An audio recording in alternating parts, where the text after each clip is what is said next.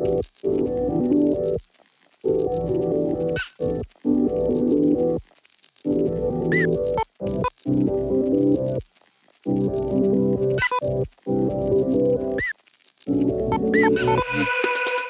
à tous, c'est Jean-Baptiste des Indécents et je suis avec Julien, l'auteur de Vermine 2047. Salut, ça va? Super, salut, bonjour. Alors bon, on sait là, c'est le dimanche, je crois que tu as pas mal de festivals dans les pattes, ça s'est bien passé? C'est super Cannes, c'est toujours un chouette rendez-vous, on retrouve beaucoup de monde, c'est le rassemblement presque familial du jeu au sens large. Ouais. Et c'est un salon avec beaucoup de générosité, c'est grand public, on peut faire découvrir notre média, notre loisir. Et on a toujours un très très bon accueil de gens qui viennent curieux, qu'est-ce que le jeu de rôle, est-ce qu'on peut jouer et on sent cette année particulièrement que ça revient, le jeu de rôle, il y a moins d'hésitation, les gens sont demandeurs de jeux de rôle et on est ravis de ça. Ouais.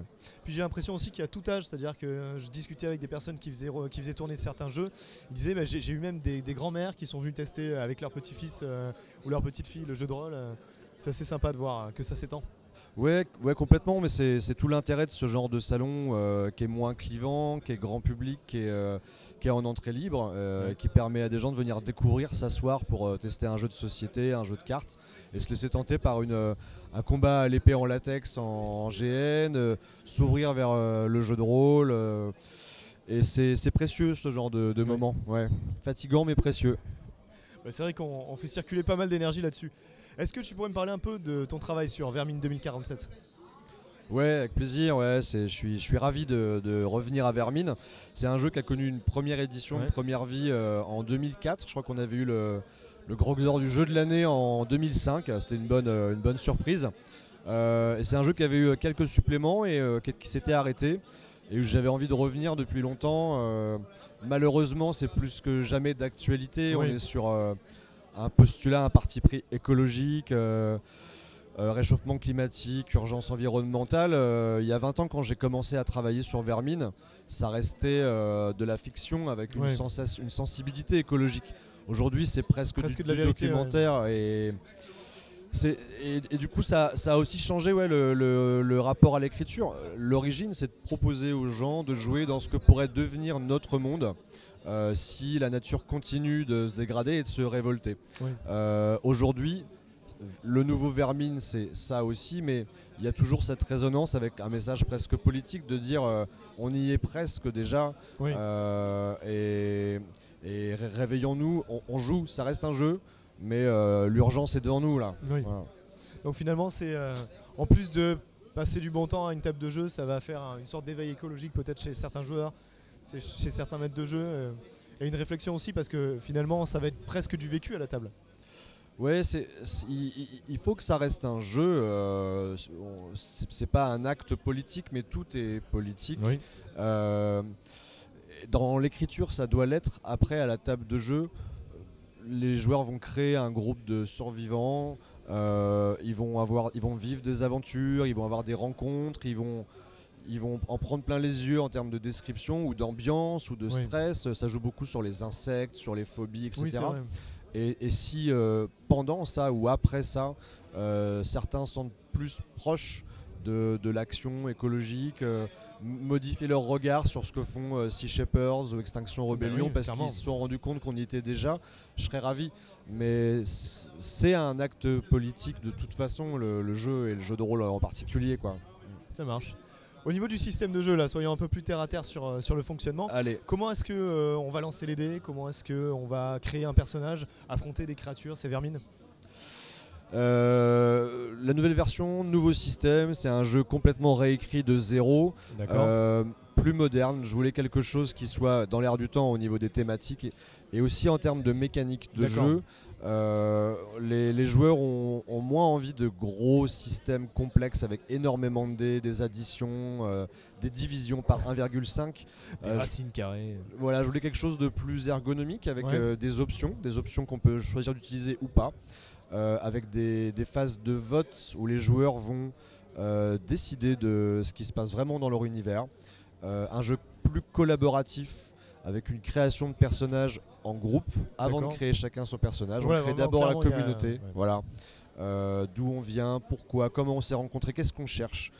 On a des capacités collectives, on a des ressources, des réserves de dés collectives qu'on peut utiliser pour augmenter ses chances de réussir son action. Mais peut-être l'enlever pour les autres joueurs. Voilà, et en fait, je voulais que le système retranscrive surtout l'ambiance à la table. C'est un jeu de survie, c'est un jeu dans un univers un peu hostile, du danger partout, donc des principes de réserve de dés qui se réduisent au fur et à mesure que le personnage se fatigue ou est stressé, et dans lesquels il peut piocher pour augmenter ses chances de réussir une action physique ou une action de concentration. Comme dépasser ses forces finalement. C'est ça. C'est l'important, je pense, dans un jeu de rôle, c'est que la promesse de jeu soit cohérente à tous les niveaux. C'est très prétentieux de dire ça comme ça, j'espère qu'elle l'est ou qu'elle sera ressentie comme ça. De toute manière, c'est un loisir complet, on va avoir exactement le système qui supporte la narration, etc. Voilà, et je suis content qu'on parle de mécanique de jeu ou de système de jeu et pas uniquement de règles. Les règles, c'est combien, c'est des chiffres. La mécanique de jeu, c'est vraiment... le gameplay d'un jeu vidéo, c'est ce qu'on va faire et pourquoi et comment. Dans le jeu de rôle, on commence à avoir de plus en plus d'auteurs, de créatifs qui proposent des façons de jouer différentes. Et il faut que ça retranscrive. Exactement. Donc sur Vermine, c'est des D10, tout fonctionne par 10. On lance un nombre de D10 qui est égal à sa caractéristique, c'est très classique.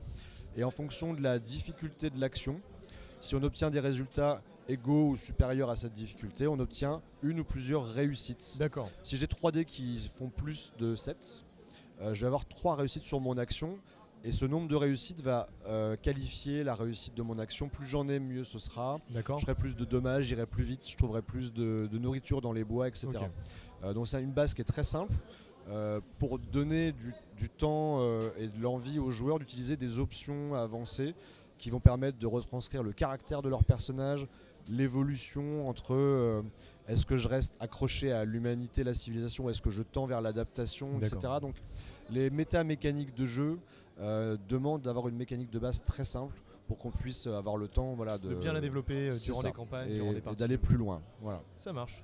Au niveau de l'ambiance donc, de jeu, on est dans une ambiance assez sombre, assez presque apocalyptique finalement. On a cette retranscription au niveau de la maquette, au niveau des illustrations. Est-ce que tu pourrais nous parler un peu plus de ce travail justement pour réussir à créer cette ambiance, pas uniquement dans le système, pas uniquement dans l'histoire du jeu?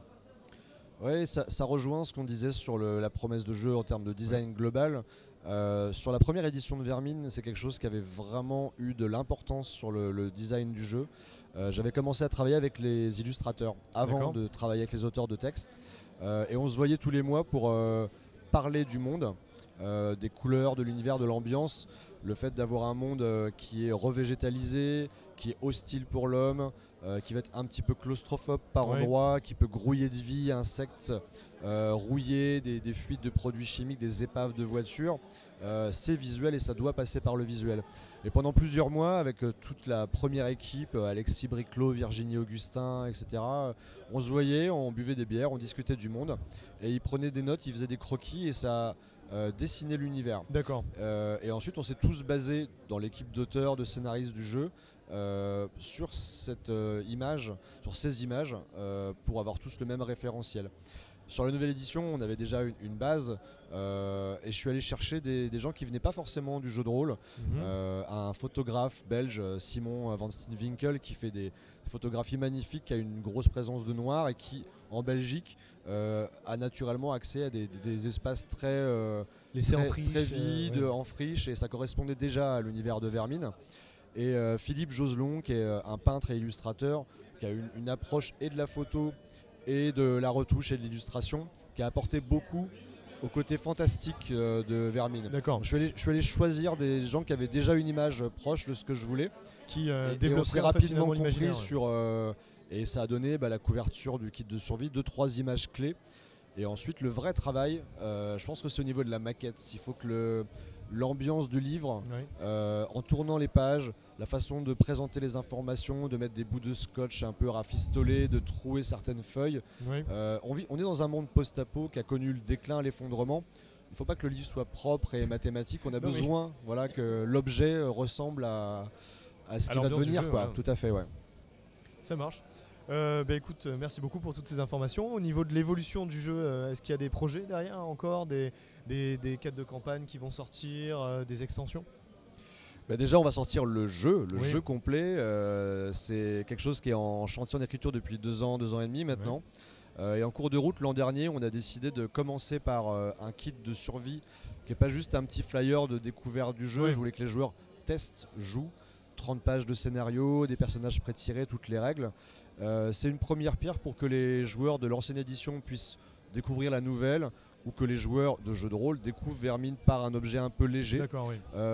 Et c'est aussi pour nous un acte important, puisqu'on va demander, proposer aux joueurs de participer à une campagne de financement participative pour débloquer des livres supplémentaires.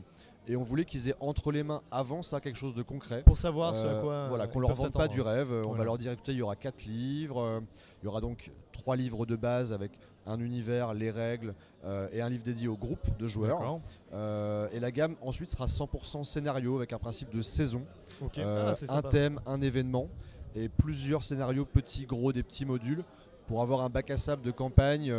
La saison 3-4 de Walking Dead avec le gouverneur et la prison, voilà, on sait qu'il va se passer plein de choses dans un environnement.